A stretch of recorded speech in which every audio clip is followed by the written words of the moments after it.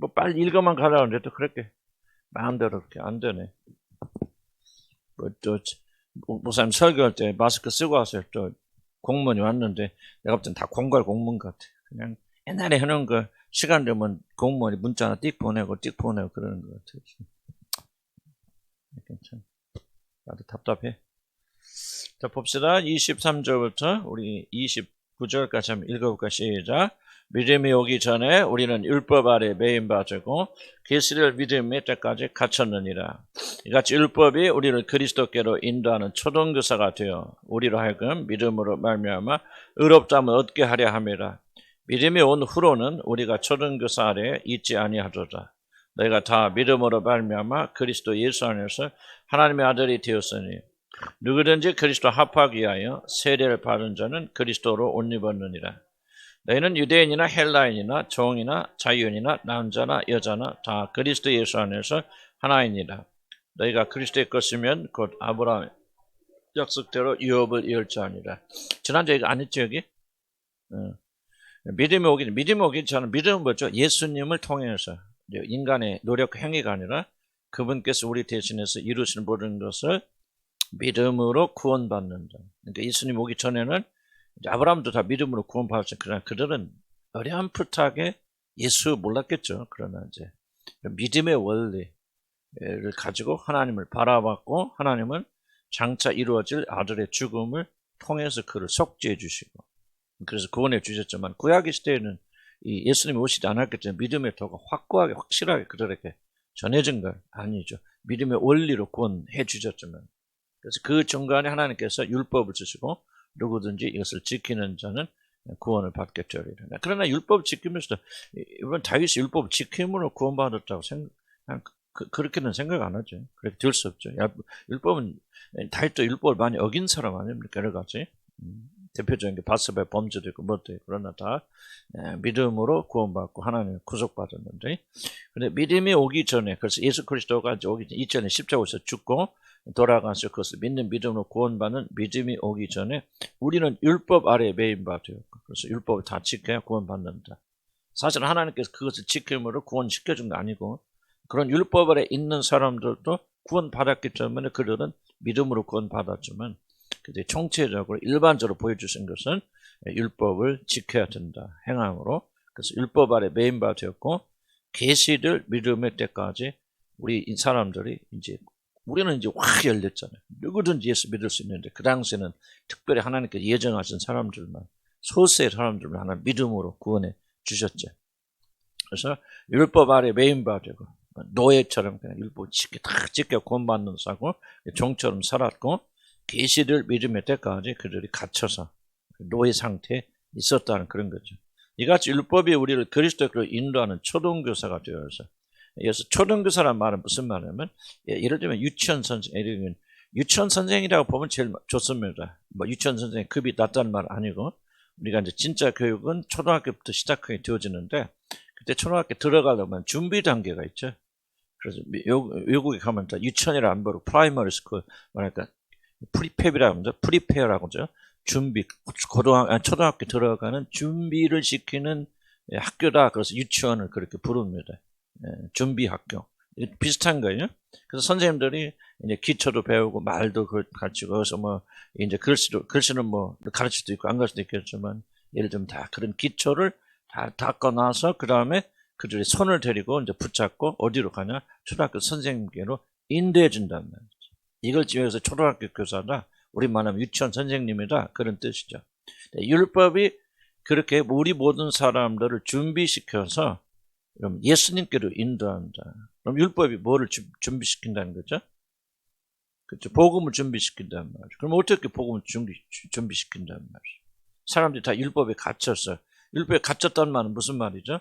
율법을 지켜야만 구원을 받는다. 그래서 사람들이 율법을 지켜서 사도 바울처럼 죽을 똥 싸우면서 지켜나간단 말이에요. 그런데 지킨 사람 하나도 있어 없어요? 없죠. 그러니까 그들이 나온 결론이 뭐예요? 그렇죠. 어떤 인간 행위로도 완전히 지킬 수도 없고 율법을 지킴으로 구원받을 사람 하나도 있다 없다? 없다 말이죠. 다른 말로 표현하면 우리의 노력으로 우리 힘으로 스스로를 구원할 수 있는 사람은 하나도 없다. 불가능하다. 하고 이 마음이 그렇게 준비되어졌을 때 그때 복음이 없어져요. 그러나 이 모든 것을 우리가 아니라 하나님께 아들께서 이 땅에 오셔서 이것을 다 이루어 주셨다. 누구든지 이것을 믿기만 하면 구원받는다. 하고 이제 인도되어져 있죠. 그러니까 이 말하자면 율법의 밑에서 내가 발버둥 치면서 내가 율법을 지켜야 되고 의롭게 살아야 되고 하는 것을 시도를 안 해본다면은 그 사람 믿음으로 이어지지 않겠죠. 무슨 말 이해가시죠? 그래서 이것이 준비시켜 준다. 어떤 사람이 제일 구원받기 어렵고 좀 가짜 구원이다 좀 표현이 그렇지만은 구원의 의미를 잘 모르냐면 이런 상태에 들어가 보지 아니하고 그냥 무조건 나는 예수 믿어서 오늘 뭐 처음 들어갔는데 길 가다가 막 오늘 예수 영접하시오 하늘나라 갑니다 말이지. 그렇게 되는 사람들은 복음으로 인도가 안 되면 돼. 지금 우리나라에 물론 그렇게 해봐도 사람도 오기도 하고 또 그런 중에서도 사람들도 참으로 구원받기도 있지만은 이 전도라고 하는 것이 조금은 그런 좀 애매모호한. 그래서 예수님께서 보니까 자기 구원받아 온 사람들 다 되돌려 보내잖아요. 예수님은. 부자 청년 좀 잘 달게서 설명해서 괜찮아 너 이 정도 노력했으니까 따라와 이렇게 하셔야 되는데 그냥 그 앞에서 완전히 그냥 시험을 해갖고 그냥 바가지 시험을 보내버리시잖아요. 그냥 자기를 제자가 되게 따라오니까 예수님 뭐라고 말합니까? 인도하죠. 공지 나는 새는 절대 여우도 굴이지만 인자는 뭐야 머리 둘 것도 없는다 하고 그냥 이 양반 따라갔다는 밥도 못 얻어먹었다. 그렇게 생겨서 다 뒤돌려 보내시잖아요. 이게 바로 예수님께 전도 방법이다 좀 표현이 그런데 그렇게 하신 이유는 뭐냐면은 율법의 구조 속에서 내가 내 행위로 노력으로 구원 받으려고 발버둥 쳐보지 않는 사람들은 복음을 향해 들어올 수가 없어요. 그래서 아직 여러분이 구원 안 받았다는 말은 아니지만 온전히 예수를 믿는 믿음으로 구원에 이르는 이 복음의 기로일에 이러면 들어오지 못한 이유는 아직까지 지금 이쪽 동네에서 큰 패배를 겪어보지 않았기 때문에. 그래서 고통의 의미를 우리가 배워나갈 때 고통이 무슨 역할을 하냐. 해도 안 되고 저것도 안 되고 이것도 안 돼. 내 안에는 선한 것이 하나도 없구나. 내가 아무리 노력해도 의를 이룰 수 없구나 해서 이러면 그래야만이 우리가 굴복해서 복음을 향해서 문을 열게 된다. 물론 그래야만 구원 받는다라고 그렇게 저는 그렇게 말하지 않겠어요. 왜냐하면 구원은 굉장히 범위가 넓은 거기 때문에 우리가 처음 이것도 모르고 예수님 나의 구주로 영접할 수 있고 그 사람이 진짜 거듭날 수 있어요. 그러나 거듭난 사람들이 참된 구원의 길로 들어가려면 반드시 이 과정, 율법의 저주가 하나님이 가두시는 거예요. 해봐라, 지켜봐라, 노력해봐라, 발버둥 쳐봐라. 네 원대로 한번 살아보고 아마 네가 약간 하기로 막 써서 해봐라. 그러나 그것이 되는지 안 되는지. 그래서 안 되는 걸 깨닫게 될 때 자연스럽게 그 사람이 뭐로 인도되죠? 복음으로 인도됩니다. 무슨 말이 갑니까? 여러분 가운데 어려울 것 없어요. 여러분 삶에서 성공했다든지 여러분 마음대로 잘 살 수 있는 분들은 결코 이 자리에 오지 않죠. 이 자리에 오셔서도 여러분이 하나님에 대해서 그리스도의 복음에 대해서 간절하지 않는 이유는 뭐냐? 바로 율법의 저주 아직도 같이 있기 때문에. 여러분이 뭔가 내 힘을 할 수 있어, 내 노력하면 할 수 있어라고 그렇게 믿고 있기 때문에 아직도 온전히 깨어지지 않은 거죠. 무엇이 깨어진다는 말입니까? 내 힘으로 할 수 있는 것은 단 하나도 없다. 나는 죄인 중에 교수고 죄밖에 진 사람이 없고 내가 내 안에 선한 것이 하나도 없다. 그래서 오직 내가 살 수 있는 것은 우리 주님만 붙잡고 나가야 된다는 이 믿음이 아직도 오지 않는 사람들은 율법이 저주 가운데 있다. 나는 저도 그런 사람일 수도 있지만은 여러분 간에 확연하게 달라집니다. 그래서 나는 이제 복음으로 여러분 구원 받았지만 온전히 복음으로 들어가고 있지만 들어온 사람들은 내가 볼 때는 여기 가운데 아주 몇 명 되지 않을 수도 있겠다. 저 자신도 아닐 수도 있겠다. 그런 생각 해보거든요. 그래서 그 구원 안 받던 말이 아니고 이것이 구원의 전체 과정이기 때문에 그래서 우리는 구원을 받아 나가는 거죠. 그래서 하나님께서 이스라엘 백성들에게 복음이 오기 전까지 아브라함 시대부터 예수님 시대까지 복음이 올 때까지 율법에 가두어 주신 것은 바로 복음의 때가 있죠. 하나님 장에서 때가 있으니까 2000년에 오셔야 되지만 그 기간 동안 뭐를 시키나 이 사람들의 마음을 준비시켜서 그렇구나. 노력해도 안 되고 힘써도 안 되는 건 오직 하나님의 의외. 여러분 시편 읽어보세요. 전부 복음이거든요. 다윗이 뭐 합니까? 그렇게 자기 죄에 대해 절망 가운데 하나님께 부르짖고 뭐고 다 이게요. 예수님하고 다 연결되어 있고 예수를 오직 믿음으로 하나님 은혜로 구원받는다는 원리가 다 이 안에 다 담겨져 있습니다. 일반적인 사람들은 이제 그렇게 구원을 받는데 아직도 이제 율법을 지키는 유대인들은 지금도 율법을 지킴으로 의에 이르고 있고 아직도 여러분 유대인 율법을 지킴으로 결국은 여러분 노력으로 힘쓰고 애써서 여러분이 복음을 받아들이려고 하는 여러분들이 계시다면 여러분 똑같은 그런 저주 가운데 아직 있는 거죠. 사람 힘은 안 되지. 그렇긴 하지만은 좀 안타깝기는. 그래서 우리가 많이 깨지고 고통을 받아야 되고 뭐를 배워야 되는 고통을 통해서 내 안에는 선이 하나도 없구나. 내가 할 수 있는 것은 단 하나도 없구나. 내가 나를 구원하는 길은 거의가 아니라 완전히 불가능하거나 그래야만이 여러분이 복음에 대해서 문이 열리고 주님에서 문이 열리니까 그러면 이제 전혀 다른 세계 속에 들어가는 거죠. 물론 아직 옛날 습관은 있을 수 있고 옛날 육신에 좀 어려움을 겪을 수도 있지만은 율법에서 구원 복음으로 넘어가야 되는데 그러기 위해서 하나님께서 이제 이렇게 율법을 지키도록 하시고 또는 우리로 표현한다면 우리가 우리 힘과 노력으로 발버둥치며 살도록 허락하시면서 그 길 통해서 뭐를 경험하도록 고통을 경험하도록 버려두신다. 거기서 깨어진 사람들은 이제 주님 밖에는 없고 이제 이게 왔다 갔다 하겠죠. 그럼 자라나면서 점점 주님 쪽으로 옮아가게 되었습니다. 그래서 율법이 바로 그런 역할을 하고 있다. 그런데 믿음이 온 후로는 예수 그리스도가 우리 그걸 믿음으로 구원받는다는 이 진리가 선포되고 예수님이 죽으시고 부활하시고 그 믿은 다음부터는 우리가 초등교사 안에 있지 아니하다. 더 이상 우리는 유치원 학생들이 아니고 복음학교에 입학했다. 아멘. 복음학교 오직 주님의 능력으로 사는 사람들이 입학했다. 그 말입니다. 너희가 다 믿음으로 말미암아 그리스도 예수 안에서 하나님의 아들이 되었어요. 무엇으로 우리가 하나님의 아들이 되었으니? 믿음으로 말미암아. 믿음에 뭐를 믿는다는 거죠? 내가 하나님의 아들이 되었어 하고 믿는 것이 믿음이 아니고 마치 예수 그리스도 누구신지 그리고 그분께서 우리 구원을 위해서 어떤 일 행하셨는지를 진심으로 믿으면 그것도 이제 어려울 거 없어요. 왜? 우리가 믿는 거 아니고 성령께서 믿게 해주시니까. 그 믿음이 오면은 정말 예수 그리스도가 그리고 그분이 행하신 일을 믿게 되어진다. 그렇게 되어지면은 뭐예요? 영접하는 자 곧 이름을 믿는 자에게는 하나님의 자녀가 되는 권세를 주셨다. 그래서 하나님의 아들들이라고 하는 것은 상속자 아들이란 말을 강조하기 위해서 아들이란 말, 성별을 말하는 게 아니고 그들은 그냥 단순하게 아들이 아니고 명칭만 있는 것이 아니라 실제로 하나님 나라의 유업을 이을 상속자들이라 하는 것을 강조하기 위해서 아들들이라 그렇게 말하는 거죠. 근데 아들들이 되는 것이 뭐예요? 어떤 의미로 어떻게 해야 된다? 뭐지? 믿음. 행위가 아니라 얼마나 잘 살고 이건 행위가 아니라 얼마나 노력하고 그게 아니고 오직 믿음인데 사람들이 뭐를 믿어요? 자기가 뭐 하나님의 아들이다 잘 될 것이다 그런 걸 믿고 교회 다니고 하나님께 기도하면 내 기도 들어주시고 하나님 살아계시다 이걸 믿죠. 그것은 믿음이 아니죠. 성경에 말은 구원에 이른 참된 믿음은 뭐예요? 바로 예수 그리스도 누구시고 그분이 나를 위해서 어떤 일 행하셨는가. 근데 이 믿음은 아무리 노력해도 안 됩니다. 이건 위에서 내려와야 돼요. 거듭나야만이 주어진 믿음이에요. 그래서 제가 설교를 하는 것은 여러분 꼭 믿으세요 라는 표현이 좀 그래요. 사실 말하면서도. 근데 왜냐하면 이건 내가 믿고자 해서 믿어지는 거 아니거든. 믿고자 해서 믿어지는 거. 위에서부터 믿음이 들어오게 되어지면 예수 그리스도 누구시며 그리고 그분께서 나를 위해서 어떤 일을 행하셨는가를 머리 지식이 아니라 참으로 믿게 되어지고 믿기 때문에 뭐하죠? 우리가 회심하여서 회개하고 그리고 내 생명을 주님께 드려서 주님이 나의 모든 것을 되어 주십시오 하고 그때부터 자기 자신을 십자가에 못 박고 주님을 따르는 이 길을 걸어가고 중요한 것은 이 길이 가장 중요하다고 믿고 이 길을 추구하게 된단 말이죠. 그게 이제 믿음의 길이잖아요. 근데 이 믿음은 노력해서 되는 거 아니에요. 내가 아무리 기도를 하겠지만 그러나 기도한다고 해서 기도의 덕분에 이런 거듭나는 게 아니고 하나님 절대 주권적인 역사에서 때가 되면 하나님 그 구원해 냈어요. 참 이게요. 같이 사는 사람도 안 돼요.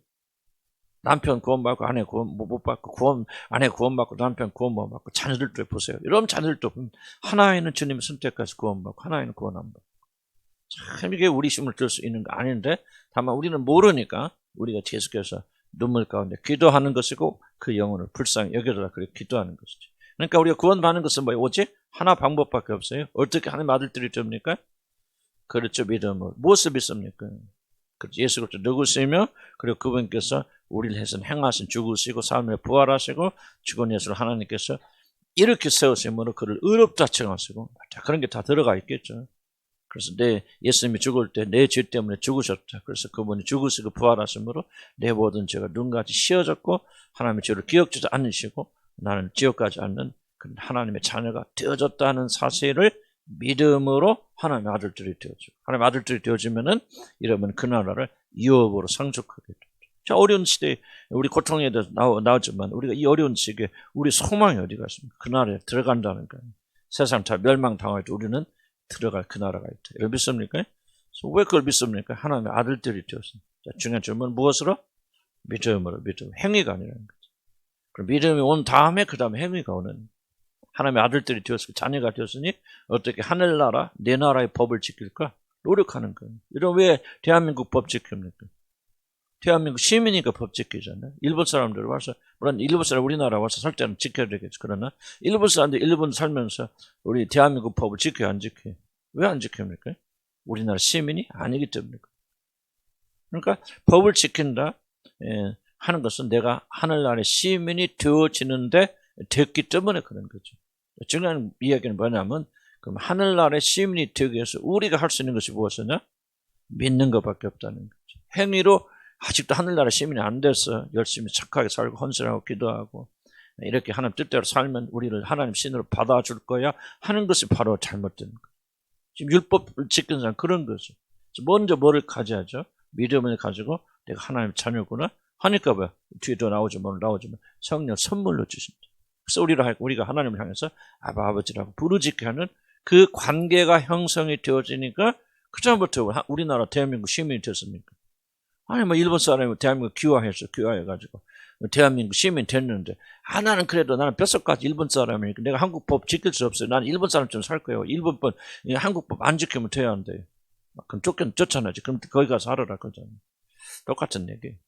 소리는 구원받아서 하나님의 자녀가 되었으니 그때부터 뭐야? 법도를 지키고 행하는 거예요. 믿음과 행위가 중요해요? 중요하지 않습니까? 두 개 다 중요하죠. 근데 순서죠. 믿음이 먼저, 행위가 먼저.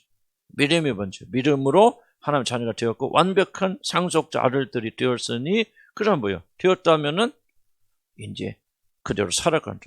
근데 그렇게 살아가도록 어렵지 않죠. 성령께서 그 하나님 나라의 법을 어디다 기록하시고 그렇죠. 마음에 기록하시고 그리고 그 법을 지키도록 우리에게 누구를 보내주신다? 성령을 보내주셔서 그 성령께서 그대로 지키게 하신다. 그러니까 그때부터는 우리가 왜요? 법이 아니라 영이 이끄는 사람.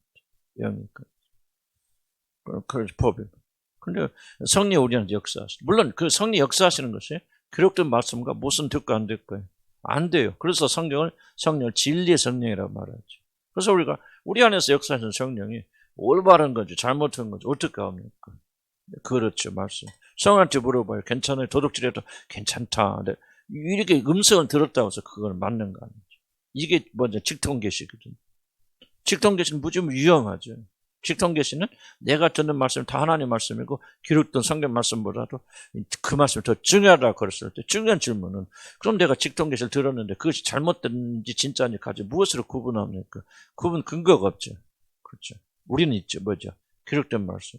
그래서 기록된 말씀을 성령보다 하나님보다 더 중요하다. 나 그 말하고 있는 것이 아니라 하나님께서 어떻게 움직이시고 역사하시는지 기록된 말씀이 다 우리 통제하고 우리에게 옳고 그를 보여주기 때문에 기록된 말씀 밖에서는 성령 역사하지 않습니다.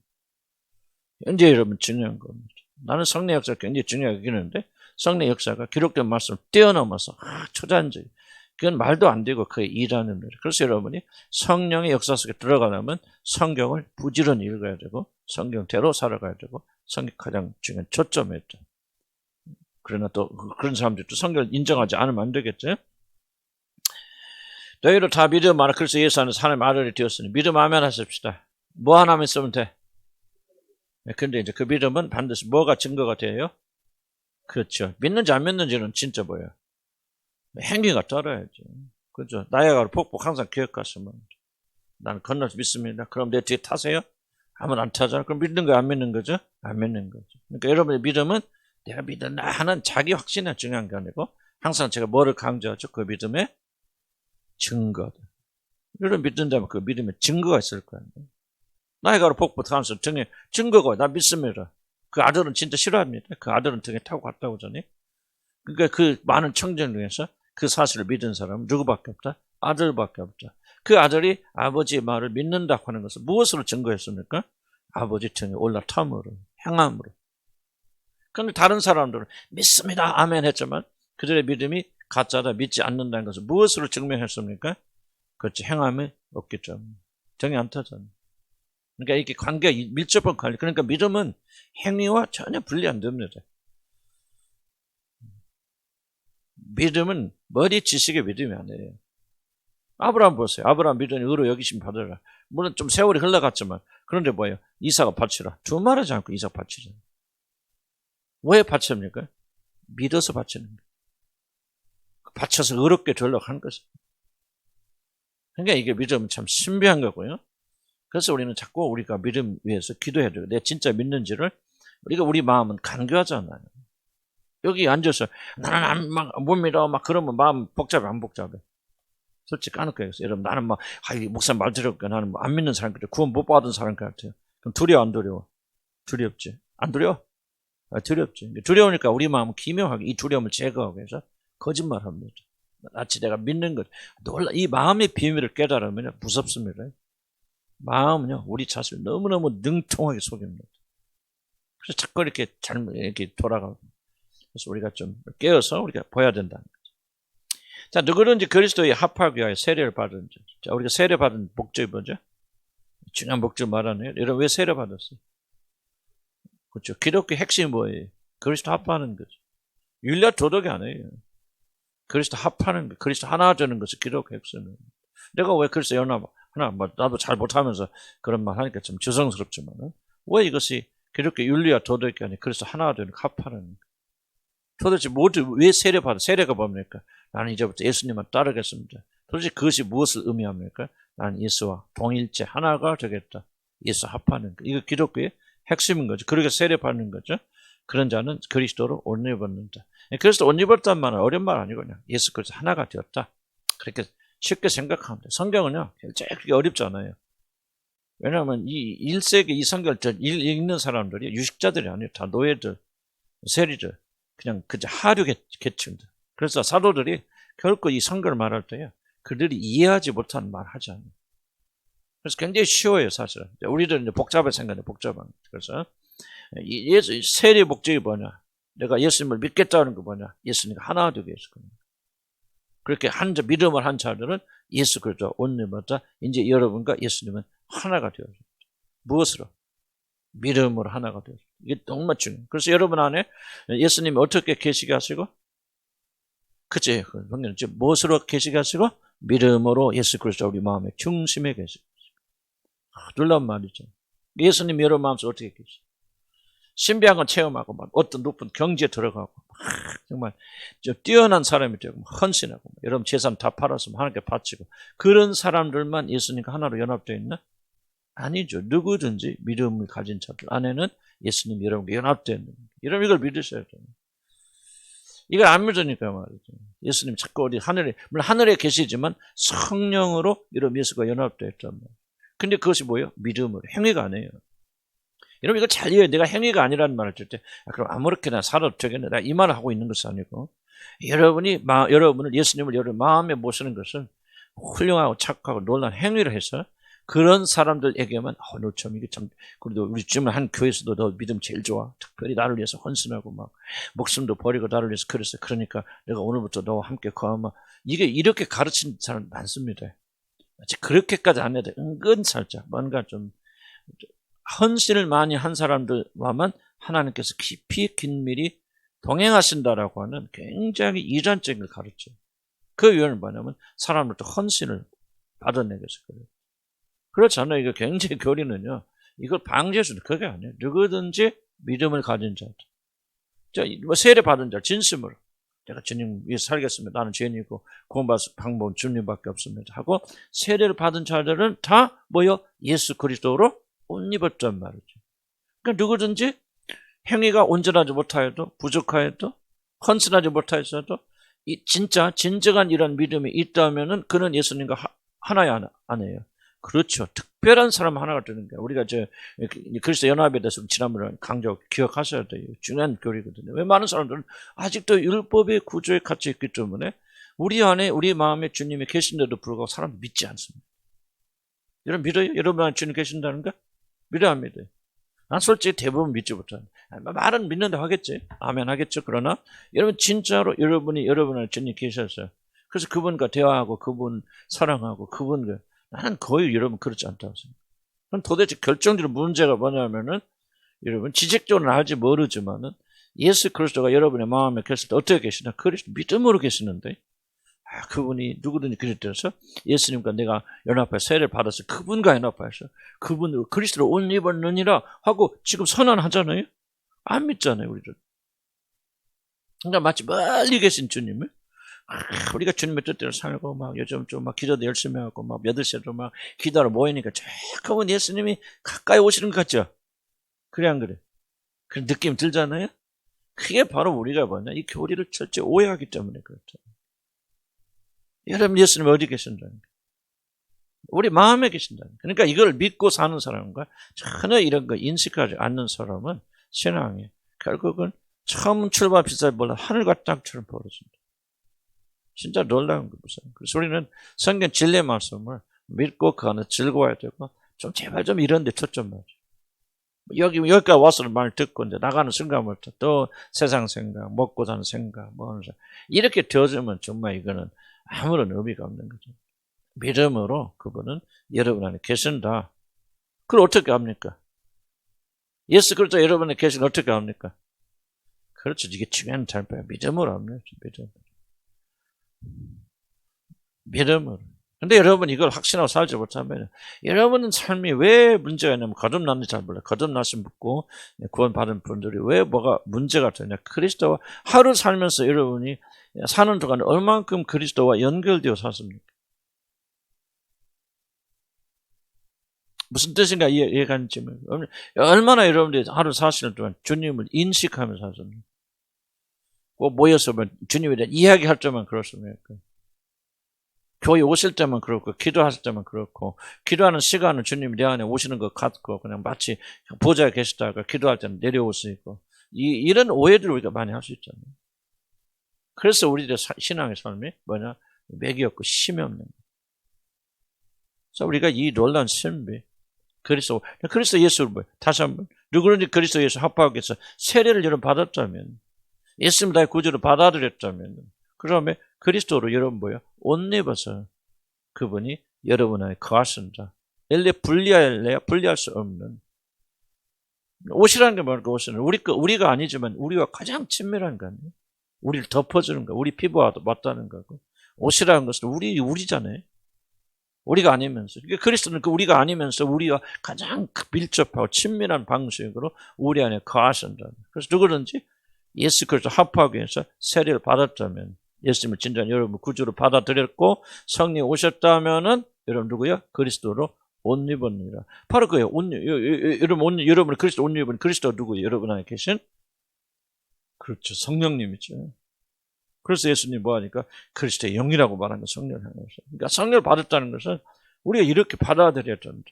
그렇다면 뭐야? 우리 안에 계신 주님과 우리가 계속해서 교제하고 그분을 의식하고 인식하고 이렇게 돼야 되는데 마치 교회에 와 있는 순간만 조금 주님을 생각하고 그 나머지 시간은 내 멋대로 사는 주님과 상관이 없는 그런 삶이 결국은 우리가 실패하는 삶이다.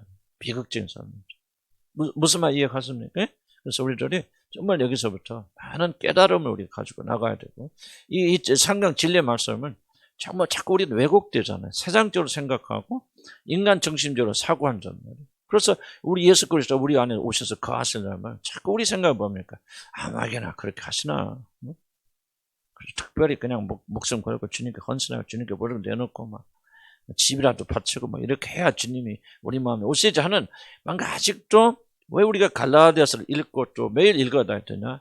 바로 이런 율법적 구조가 인간에게는 뼈저리게 들어있다는 거죠.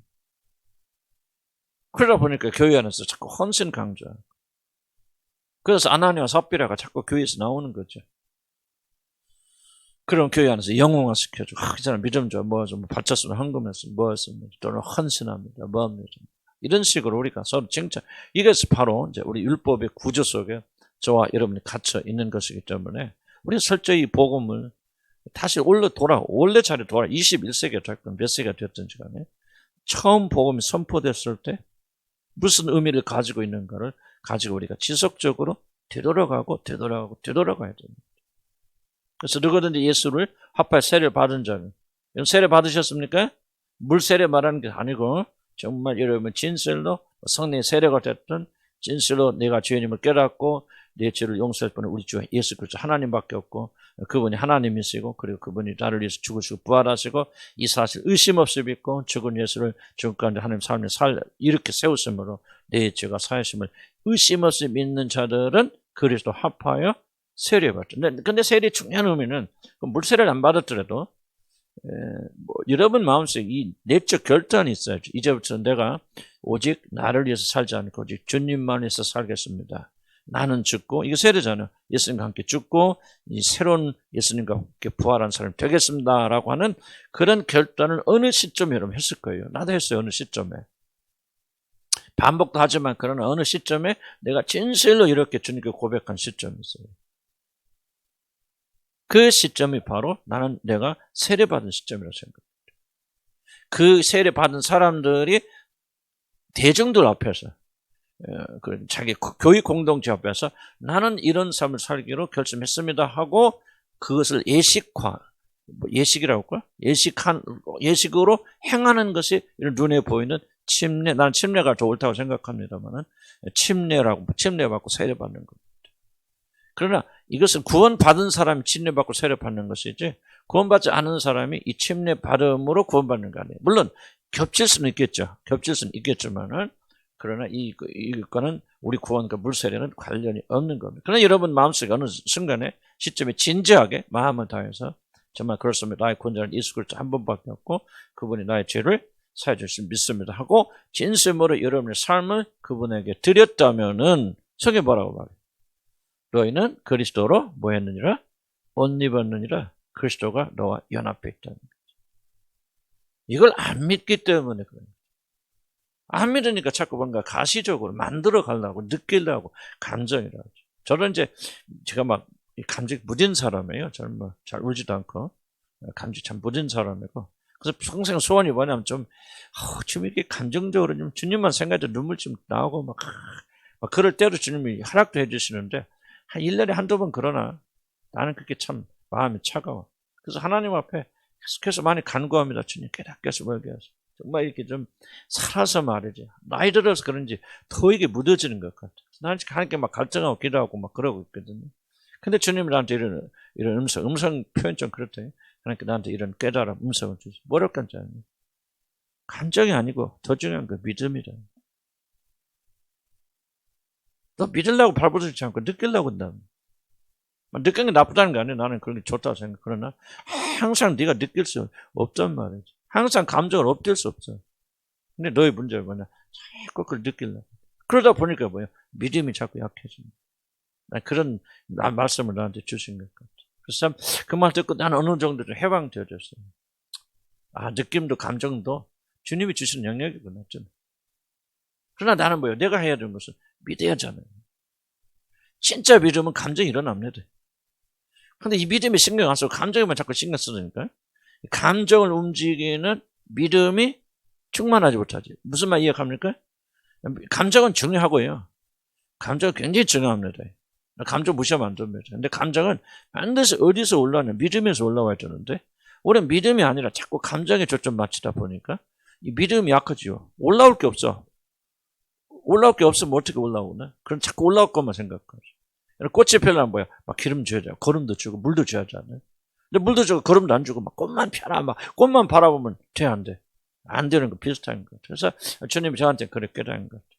나는 감정 절대 무시하지 않고요. 난 감정 포기하지 않았어. 난 감정 사모하고요. 그리고 내가 정말 내 마음속에 주님을 생각할 때 감격이 눈물이 흘러. 이게 사실 이게 정상인데 제가 무시했던 게 뭐냐면 그럼 그 감정을 받쳐주는 게 뭐냐? 믿음이라는 거예요. 진짜 믿어주면요. 여러분 눈물 없이 여러분 하나님 생각할 수 있습니까? 난 그럴 수 없다고 생각해요. 진짜 믿어주면. 안 믿어지니까 감정이 메말라요. 주님이 그걸 말씀하세요. 무슨 말 이해 가시죠? 그래서 우리는 뭐 해야 돼요? 믿으려고 봐야 돼요. 믿게 되고 진짜 믿어주는 거예요. 감정. 그래서 여러분 인위적으로 감정을 만들지 말라 그 말이죠. 이런 정말 찬양 좀 인위적으로 만들지 마세요. 감정을 제한하지 마세요. 그러나 그 감정이 참 믿음에서 올라오면 참 믿음이 오면 그렇게 우리가 뛸 수밖에 없잖아요. 감사하죠.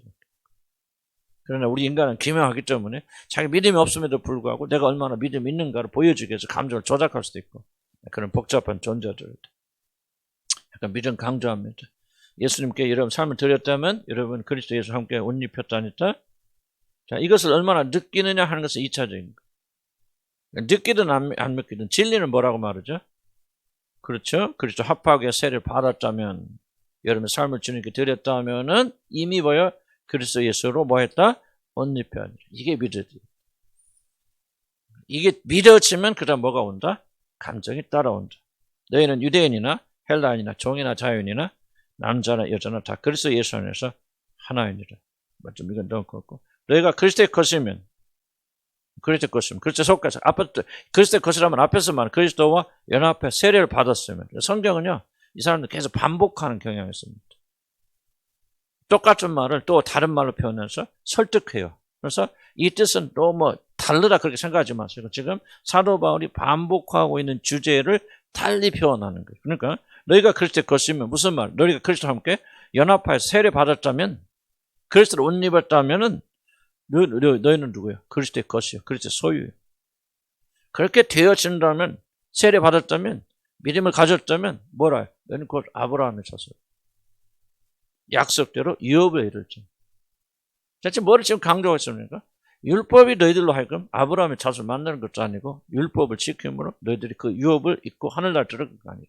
오직 믿음 하나로 예수 그리스도가 그 행하신 일을 받아들임으로 구원받고 그리고 예수를 받아들였다면 너희들은 100% 완전한 유대인 아브라함의 자손이고 유업을 이들 백성들이고 언약 속에 들어있는 사람이다.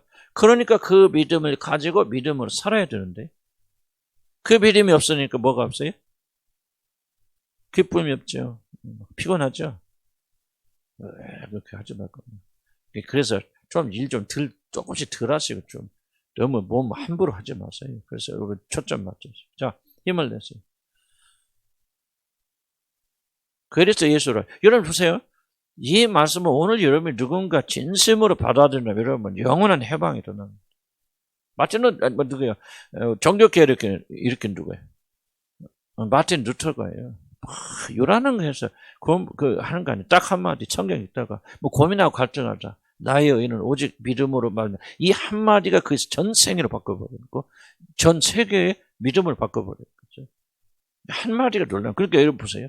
오늘 이 한마디가 이 말씀이 여러분 온전히 어떤 자는 해방시킬 줄가 지속적으로 율법에 가서 고통하던 자들 이 말씀 하나 그렇구나. 믿음으로 예수 그리스도 이미 내 안에 계신 걸 믿고 믿음으로 사는 삶을 오늘부터 시작하게 된다면 여러분 전혀 다른 방향으로 살아가 그런 사람들 되죠.